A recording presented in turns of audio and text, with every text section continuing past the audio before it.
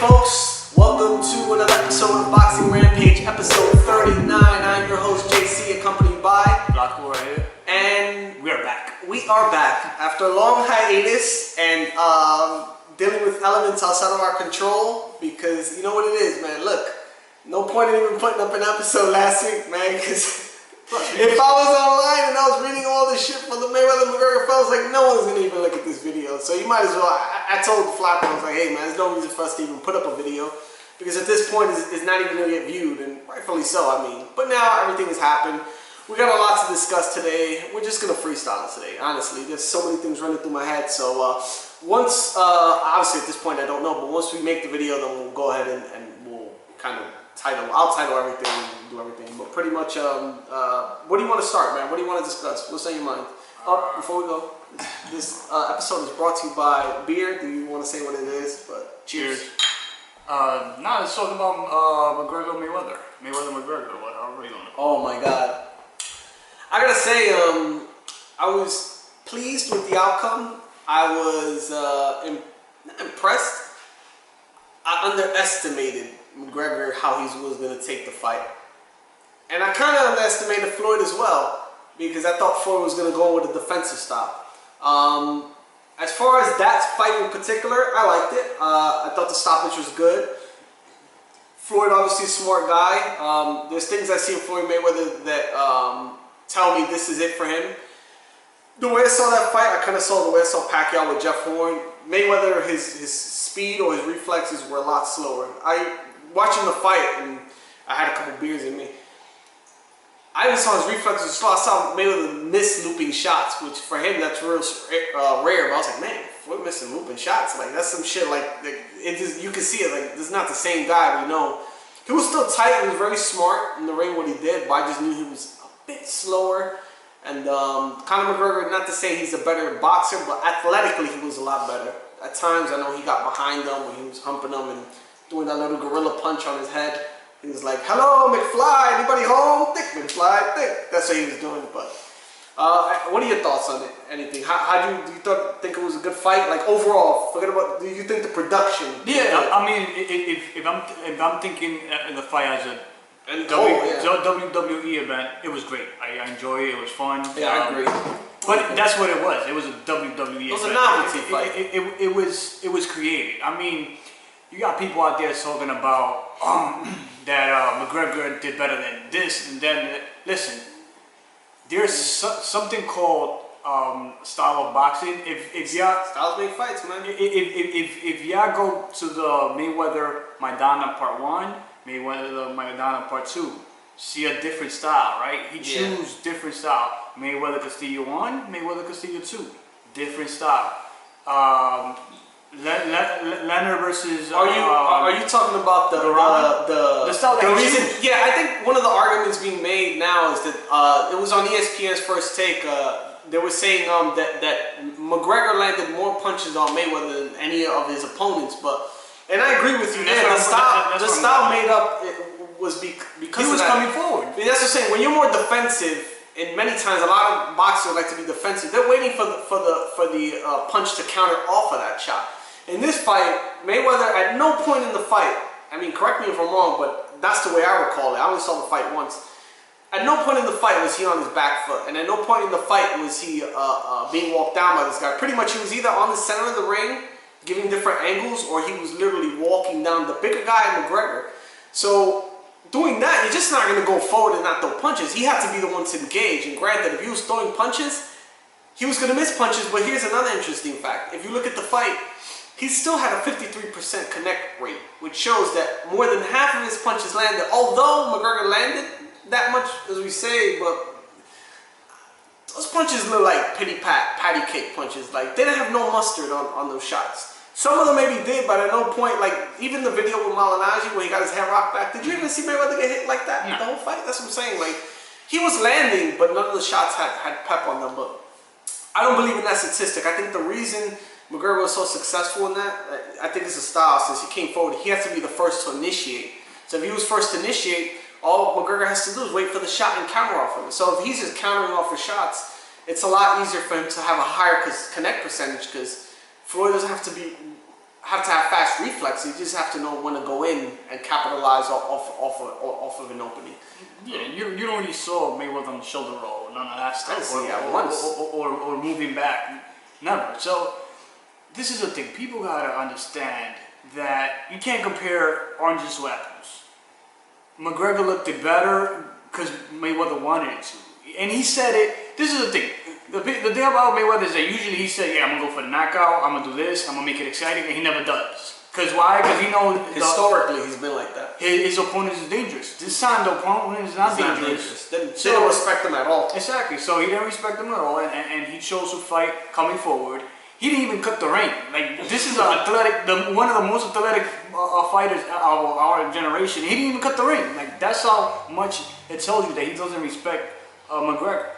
He made McGregor look good, and McGregor only won. Why? Because people are out there talking out of their mind and without understanding what actually happened. If you follow boxing, if you're a hardcore boxer, if you analyze boxing, you will understand that the only reason McGregor seems to look good was because Mayweather allowed him to.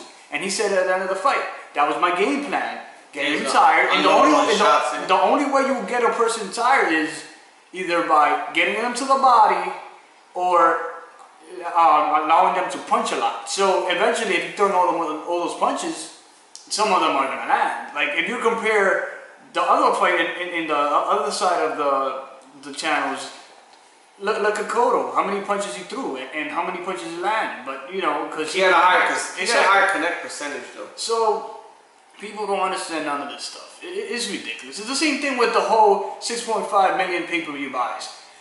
Guys, y'all cannot compare 4.6 in the US where 4.6 all around the world. This event was pay-per-view in the UK, was pay-per-view in US and other countries. So when Dana White says 6.6, he mentioned all around the world. This is not a US number. How is it possible for you to have? Oh, they didn't put the Sky Sport numbers in the Pacquiao numbers. Yeah, no, because I think Sky Sports was on the UK. They bought the license. It was actually free on the UK for the Pacquiao. This is the first time that I think they have like a pay-per-view event worldwide, and it was smart. Another thing is that you got to understand when they put a movie on the theater. I mean, a fight like the movie theaters. They charge you as one person that buys. They don't charge you like when it's in the bar. It's $40 actually. Exactly. So it's not that much. Y'all saw the clips of people fighting inside the theater. So there was a lot of people that actually went to the theater and watched it. So, like for instance, if you have 10 people in your house watching the fight, it only counts as one pay-per-view. But if you have 300 people in the theaters, it counts as 300. So y'all also understand that. A lot of I understand. Yeah, Pacquiao Mayweather. The numbers are deceptive. Yeah, so don't just be jumping on these. Like, there's no proof. A lot of the time, these numbers are inflated. Well, I mean, that's what Dana White said. There's no report that has come out. And people are already jumping on it. To even give a number. What is it? Today's Thursday. It's too quick to even say a number because they haven't compilated everything. When Showtime breaks it down and be like, okay, U.S. made such and such, UK did such and such, and you know, that's probably just projections. Exactly. The thing is that if it would have been cheaper, I would have believed that 6.5 in the US is believable, but $100 is really hard for a person to. A lot of people that I know either went to bars or streamed it. Or like me, I went to someone else's house. Or someone else's house, and you know, like. It's a handful of people that I actually know within boxing that actually said, yeah, and admitted, yeah, I bought a fight. But a lot of like the other people, they said, yeah, I streamed it, I watched it on Facebook Live. Mm-hmm. On my job, everybody streamed it, nobody bought it. You know, so you know where these numbers are coming from, you know. So I don't know, but I mean, I don't want to downgrade the event. It was like I said, if you see it as a WWE event, it was awesome. I mean. The guy that had no chance came in and put a good performance. But I was thinking that night if I think compared to what one of the Charles brothers would have been there, Canelo would have been there, Jiu-Jitsu would have been there, that shit would have lasted more than 5 rounds. That's what I'm saying. So you gotta understand, Mayweather, a guy who hadn't knocked out nobody in 10 years, got a knockout. and y'all still praising McGregor? Like, but compared I feel like compared to what you thought of like McGregor before the fight, do you think he performed above what you expected or below what you expected? No, I think like this is the thing. Like just on, I know Mayweather, but what do you think his performance? This is the thing. If you're the type of person that is out there saying, yeah, he beat up Malinaji, etc., you can't. No, but I wasn't. You know, I think he did a little bit better than what I expected. I'm gonna give him that. But if you're the one kind of saying that he did beat up Malinaji on the sparring section, you can't give him more credit than that. You know what I mean? Yeah, I think he did better than I expected. Not necessarily because he's a better fighter, just because he was awkward. The first 3 rounds, the first 2 rounds at the very least, I gave to McGregor. The third one, if you want to give it to him, fine. Let's say if you don't want to give it to him, but at the bare minimum, McGregor won 3. At the bare minimum, even if you say he didn't win anything, I give him 3 rounds. The first, second, I think it was like the 7th or 8th. One of those 6th, 7th or 8th. One of those rounds. I forgot which one. The 8th. One of those. And some people give him the 3rd. So at most, I can't give him more than 4 rounds. But at the very least, I give him 3. But not necessarily because he was better. I just think it was because he was he had an awkward style, and then I honestly think he's alpha. He was throwing more punches. This is another thing. Like my prediction was that it was either going to decision Mayweather because of the whole thing that Mayweather having and McGregor haven't gotten a knockout in years, and the fact that McGregor looked more tough than whatever. But my second prediction was he was gonna be disqualified.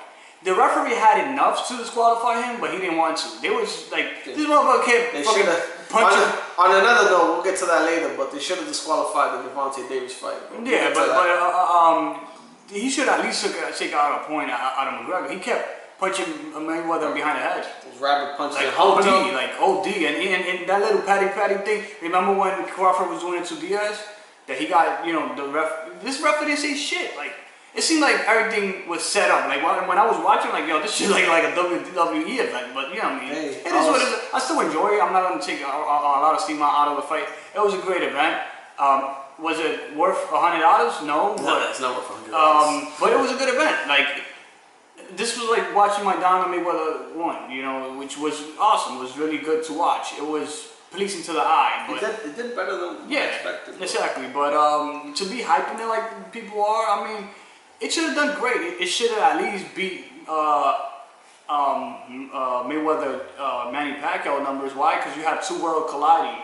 UFC, boxing. Yeah, you got the UFC numbers, the boxing numbers, and then the casual fan numbers. So obviously, this has always happened. Obviously, Mayweather has retired. Where do you see Conor McGregor going from here? He's going back to UFC. I mean, you think he'll fight any boxer or Malinaji?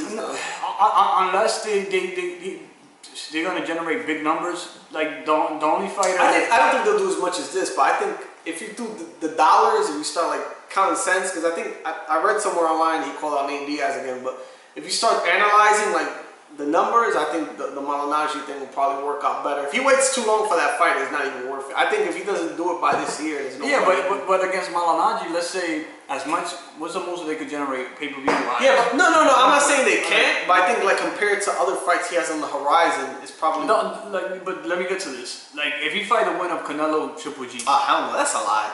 No, but let's say... He'll get murdered. Yeah, but he's looking for the money. He's not... He's been talking about retirement lately. Like, before the Mayweather fight, he said he was going to retire. He actually retired. Then they came back.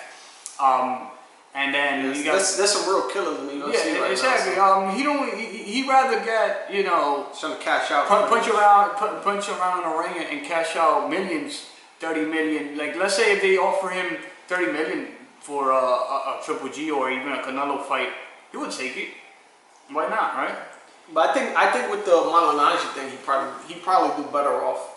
And I heard it being mentioned if it was gonna happen, Malinaji mentioned that it will probably do better on like St. Patrick's Day, something to where you grab the Irish crowd will probably be good. But they got something like New York, so we have a big Italian, big Irish crowd, and just based off of everything they talked on social media, like there's a build up there, not as much as the Mayweather, but at times I will admit it seems like the talk of Malinaji overshadowed the Mayweather fight. Like Mayweather wasn't even mentioned. I remember in the weeks leading up to those, the thing being released, and I know it was the hype and everything. The thing about this event is that Mayweather got humbled. Like he wasn't really trash talking like he used to do with his other opponents. I don't know if it's because of the age. You know, he's already 40-year-old. He don't want to be putting out a Browner or or being his old him when he used to trash talk a lot. Like that's why I feel like McGregor won most of the debates and all the other stuff because he was. I think Mayweather won all of them debates. Yeah, but he did got into Mayweather's head like a couple times,